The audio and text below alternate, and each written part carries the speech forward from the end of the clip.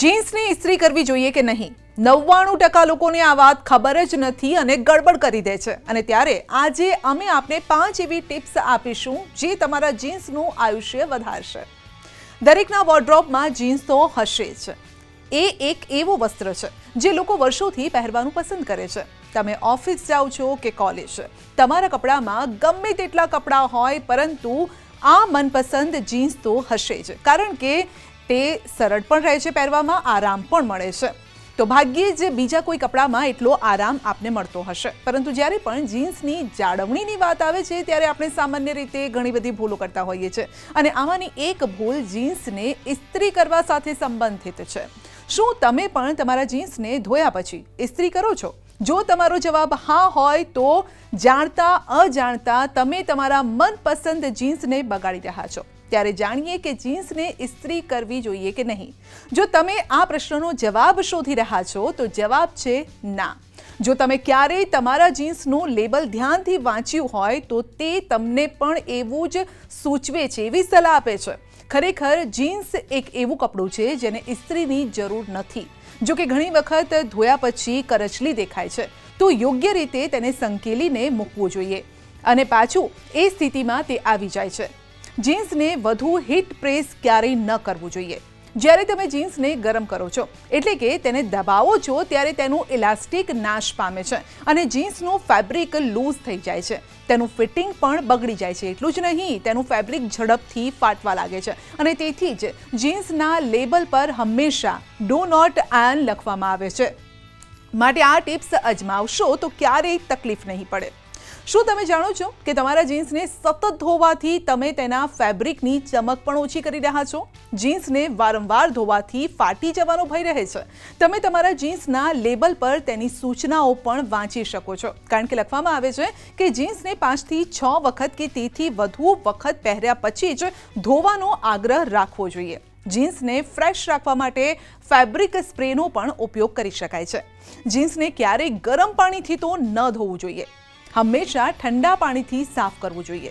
તમારા જીન્સને મશીન ડ્રાયરમાં સૂકવવાના બદલે તેને ખુલ્લી હવામાં સૂકવવાનો પ્રયાસ કરો.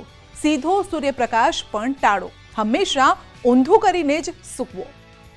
જીન્સની ઇસ્ત્રી કરવી જોઈએ કે નહીં? 99% લોકોને આ વાત ખબર જ નથી અને ગડબડ કરી દે છે. અને ત્યારે આજે અમે આપને 5 એવી ટિપ્સ આપીશું જે તમારા જીન્સનું આયુષ્ય વધારશે.